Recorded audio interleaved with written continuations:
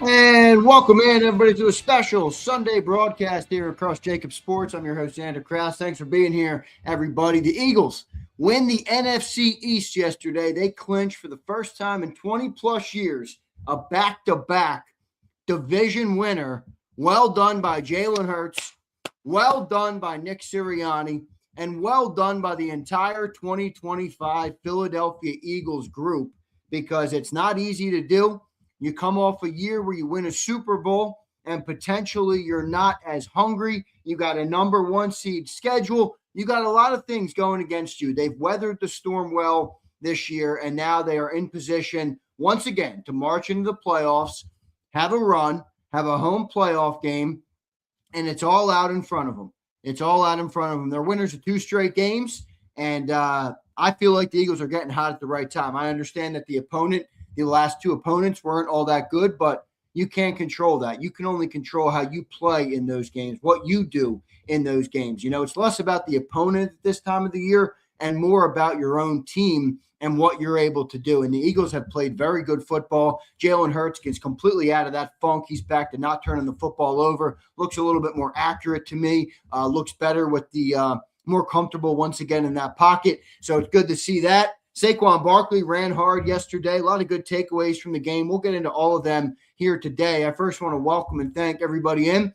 You can see I got the little Christmas I got the Christmas candy canes around the screen. I know Deshay loves that in the chat. It's good to see everybody. Don't forget to hit that like button. I will remind you all as well, later on today, maybe in 30 minutes, could be in an hour, I'll let you guys know. I'm going to talk to John McMullen for an emergency Birds 365 as well. So we will talk to John McMullen a little bit later on. That'll be on a separate stream. That'll have its own thumbnail and its own graphic and everything there. So we'll do that in a little bit later on today. So we can get an emergency Birds 365 and get Johnny Mac's reaction. But, sleeping on the game last night, I come away more optimistic on this team at this point than I've been maybe all year. I think you're at a point in the year now where you don't look and try and change who they are, or you can't try and analyze everything and say, oh, they should be doing this or they should be doing this. And I'm guilty of that as well. We kind of do that all year long.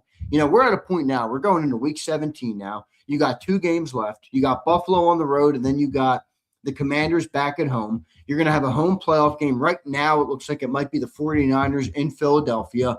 So the thing now isn't what can they do differently. The thing now to me is how do they play their best brand of football right now at this time of the year? I'm not trying to change anything.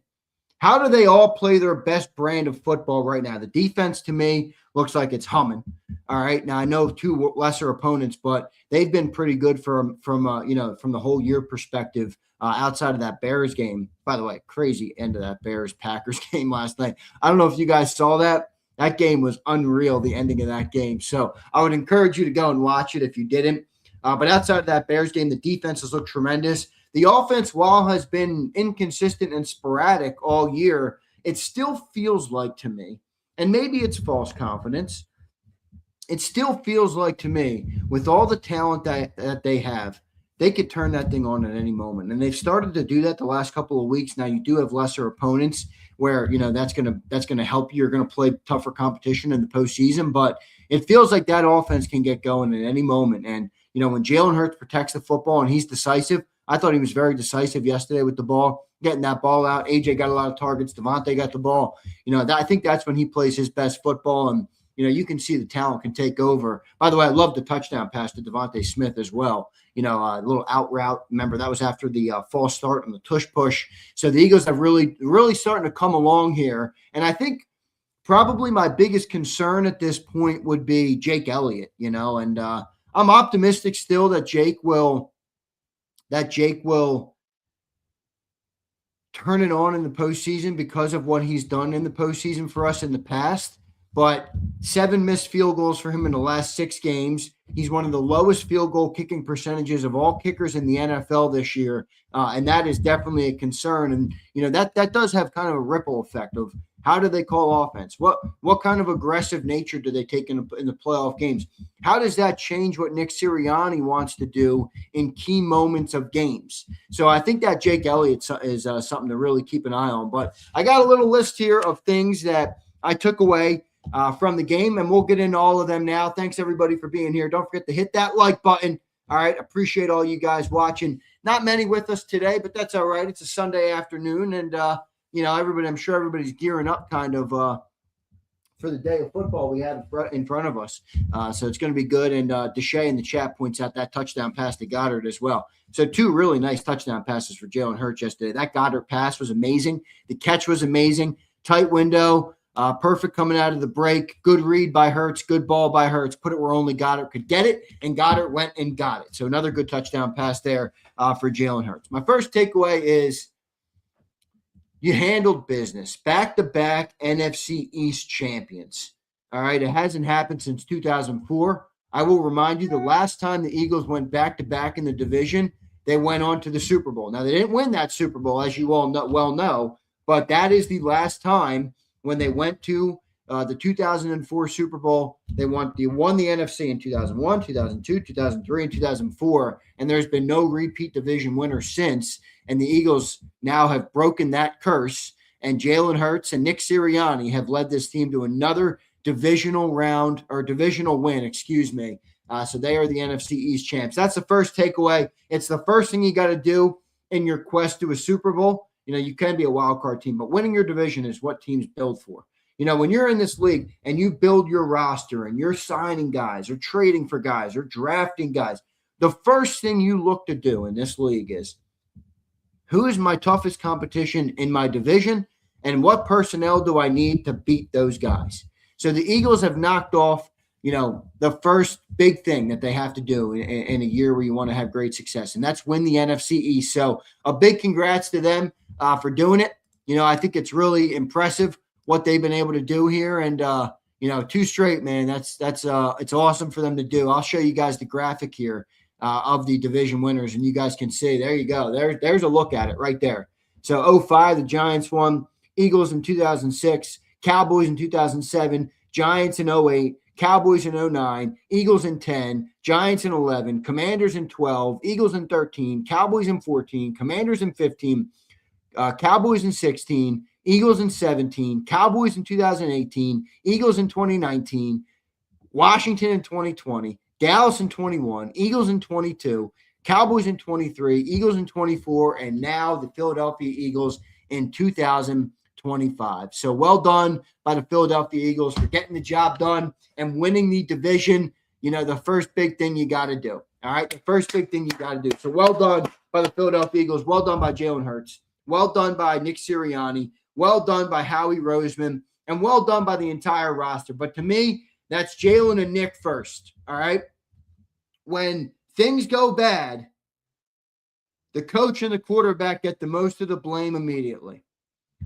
When things go well, they get the most of the credit. And you can argue whether that's right or wrong. That's not my point. But those 2 guys are largely responsible for the direction of the team, for the mentality of the team, and for what the team is able to accomplish year in and year out. So those 2 guys, to me, deserve a large portion of the credit. All right, a large portion of the credit. So shout out to Nick and Jalen. Well done. Well done for winning the division. All right, next topic here I want to talk about, next takeaway, is Jalen Hurts. Okay, Jalen Hurts was going through an interesting year for him where he's had a good statistical year. It hasn't always looked pretty. He had a little bit of a lull a couple games ago where he had almost a 5-game stretch. It was the Packers, and it was the Lions, then it was the Bears, then it was the Cowboys, and then it was the Chargers. Like, he struggled. He was way off. He didn't look accurate. He didn't look comfortable. He wasn't the same player. A lot of people, Jalen Hurts is one of the most debated players in the National Football League at this point. But one thing about Jalen is he's always, you've always known what he was limited in or what he didn't do exceptionally well. And he was a little out of character this year in terms of, I never normally watched Jalen and said, "Whoa, boy, he's inaccurate." In that Chargers game, he was inaccurate. I've never normally looked at Jalen and seen some of the problems. So that you saw earlier this year. So the fact that he's bounced back now with 2 big games to me is a good spot for him to be. All right, I'm happy for him. I think he's done a good job steadying the ship. And again, you played the Raiders and the Commanders, so it's not, you can't hang your hat on this. But this is the time of the year now. I said it earlier in the show where it's not about who you play. It's about how you're playing. It's about what you're doing to position yourself to be ready for success in the postseason. And I think Jalen deserves a lot of credit for bouncing back with 2 strong games, no more turnovers, and answering the bell. So well done by Jalen Hurts, getting out of that funk and building some momentum and some confidence going into the postseason. So well done by Jalen Hurts. Next takeaway here is what I would argue is the biggest thing that this team needs to do. All right, that this team needs to do for the postseason success, and that's Saquon Barkley and the Eagles' running game. All right, Saquon Barkley had a $132 on the ground yesterday. He had a couple big breakaway runs, a couple big explosive plays. The touchdown run that he had was an old school vintage run right there where he's got 3 guys hitting him. He's bouncing off tackles left and right. He's fighting into the end zone. This team's got to get the run game going to make a run here in the postseason. And a good sign yesterday in what they were able to do with Saquon, a good sign in how they were able to run the ball. And by the way, also a shout out to Tank Bigsby, who continues to run the ball hard and strong in the way he runs. I like the way he runs, man. I'm not saying that they're gonna, go to a 2-back approach, but it is nice to have a guy that runs that hard on the bench when you do need to give Saquon Barkley a rest or whatever the case may be. So that to me is a big thing here. If they can get the run game going consistently, that's obviously going to be a big thing for the Eagles in the postseason. All right, it's going to be a big thing for the Eagles in the postseason. So I'll pull up real quick the box score for the game last night. Jalen was 22 of 30, 2 touchdowns and a $185. He also had 40 yards on the ground, which I think is a very positive thing as well. Saquon Barkley was 21 carries, a touchdown, and 132 yards on the ground, man. So great stuff for Saquon. He ran hard, hit the holes yesterday, didn't hesitate to me, and I think that's what you need from Saquon Barkley.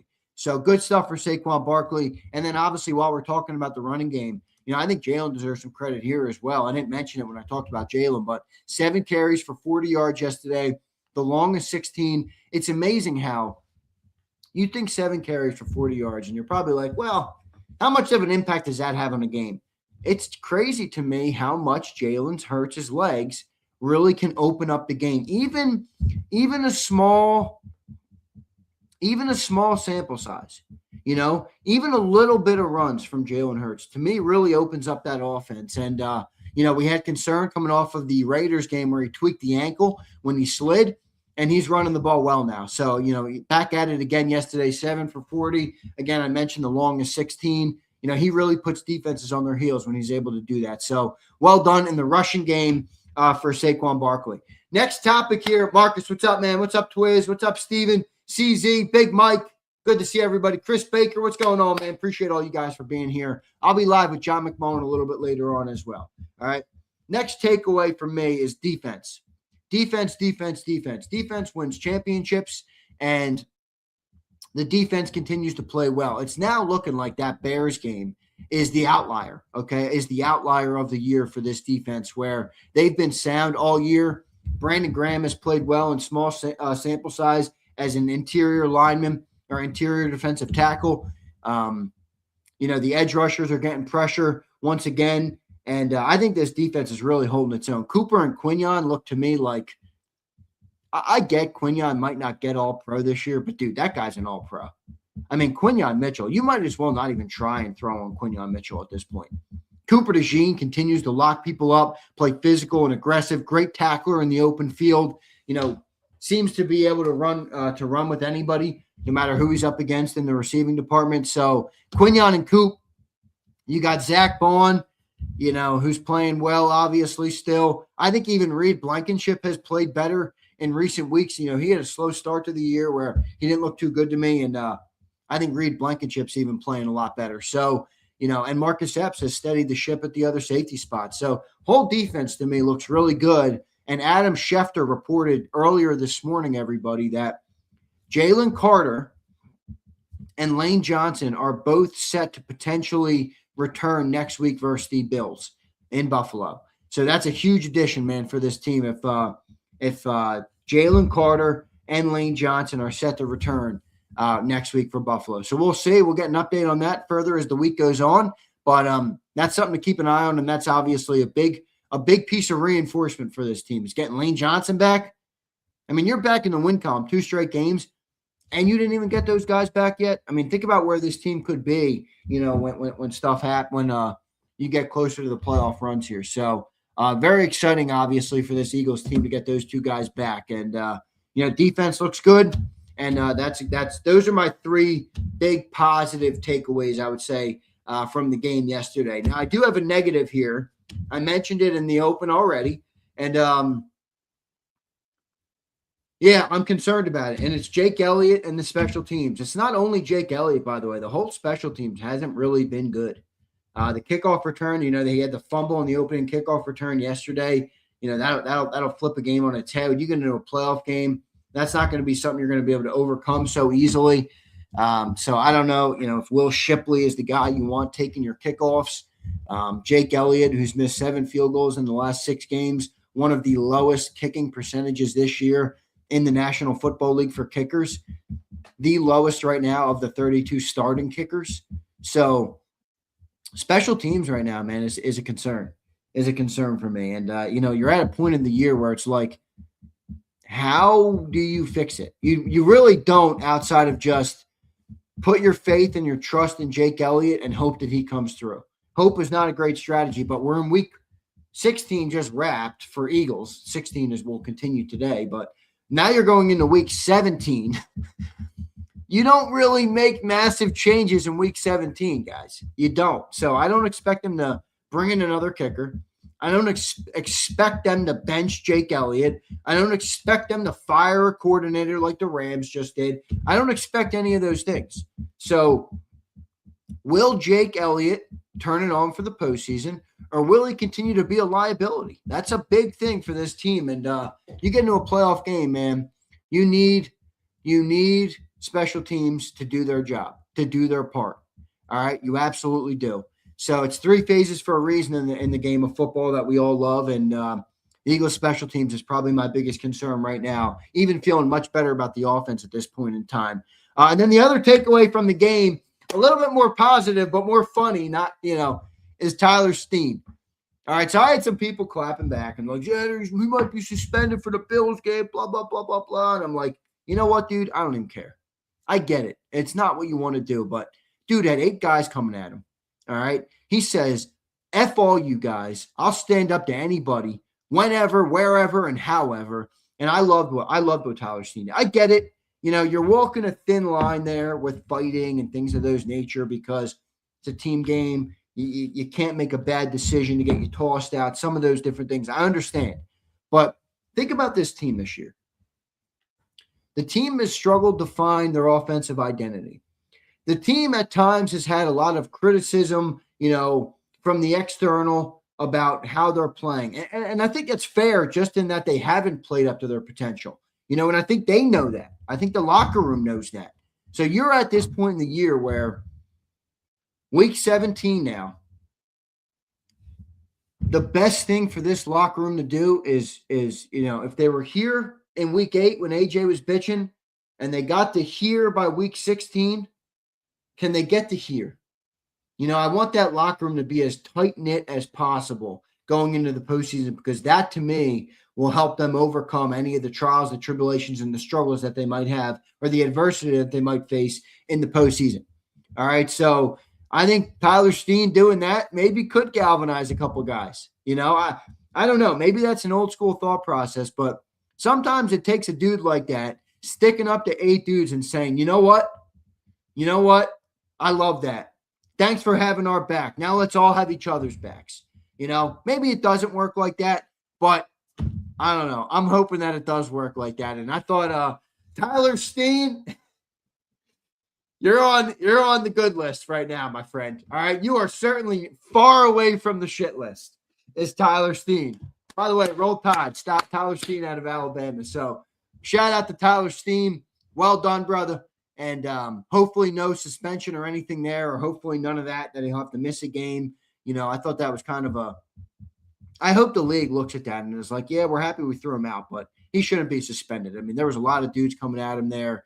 Samerstill, I don't know how Samerstill didn't get ejected there. He was clearly egging on Steen as well. So I thought it was a good thing, honestly, that Tyler Steen did that. I understand it's not the conventional way of thinking, and you want to be, be the good, put it behind you, be the bigger guy, and, let them beat themselves. But, again, I think with the way this team has gone this year, that type of thing right there will play better or be more of a net positive for this team than a net negative. Maybe I'm wrong, but I did like that from that perspective for Tyler Steen. So shout out to him and good stuff, everybody. By the way, A.J. Brown also yesterday, got to give him a shout. 9 catches, 95 yards, long of 24, 12 targets, and it felt to me like he had a lot of yards after the catch, man. I think A.J. Brown is playing his best football of the year. Devontae Smith was involved as well yesterday. He had the touchdown catch, 6 catches for 42 yards on 8 targets. So I like what you're saying, man. The passing game's getting involved, getting going. AJ's getting going. Jalen looks more comfortable, confident in the pocket again, accurate once again. I think this team is in a good spot right now. I get it. You beat 2 teams that are pretty low, 2-win Raiders, 4-win Commanders. But I said it earlier. I'll say it again. My boy Chris 3K said it on the post-game show last night. It's not who you're playing right now. It's how we're playing. And the Eagles using these games to get some confidence is a massive thing. All right, so I think the Eagles are in a good spot. And then one more honorable mention here on the show today. And I think Twiz reminded me by his profile picture. You can see who his profile picture is. Jordan Davis. Pay the man. Pay that man, Jordan Davis. Not only is he a different player, he's a different man. He's a different leader. He's a different voice in the locker room. Vic Fangio has given him credit for becoming more of a leader this year. He's playing amazing. He's playing more 3 technique. His snap counts are way up. He's been more of a traditional DT while also still stopping the run. Jordan Davis, man. Jordan, this is who the Eagles fans wanted when we drafted this guy. And it's not that I don't say that to knock on him that he hasn't been that guy. It does take a while for defensive tackles to develop in this league. Most DTs, it takes 3-4 years. So Jordan Davis got the 5th-year option already picked up for next year. I envision they're going to work out a long-term contract for him this summer before that 5th-year option goes into play next year. And a big shout out to him, man. He's played really good on that defensive line, including with the loss of Jalen Carter, where he's really stepped up. He's really played well. And Jordan Davis definitely deserves a big shout. So shout out to him and a great game yesterday. Moonlight checking in with a super chat. That's Mr. Steen to you. I like that. Mr. Steen, Tyler Steen, taking on 8 fucking dudes. All right. No ifs, ands, or buts about it. No flinching. None of that, man. So shout out to Tyler Steen for that. Good stuff, Moonlight. Appreciate it, man. Appreciate everybody being here. I'm going to talk to John McMullen shortly. All right. I don't know exactly when. All right. John's ready to go. So I'm going to end the stream here. Thanks for listening to my breakdown, everybody. I knew it would be a quick one. Now I'm going to go and talk to John McMullen on another stream on JAKIB Sports. So go click the link on the other one. This should redirect you right to our stream with John. Appreciate all you guys. See you next time, everybody.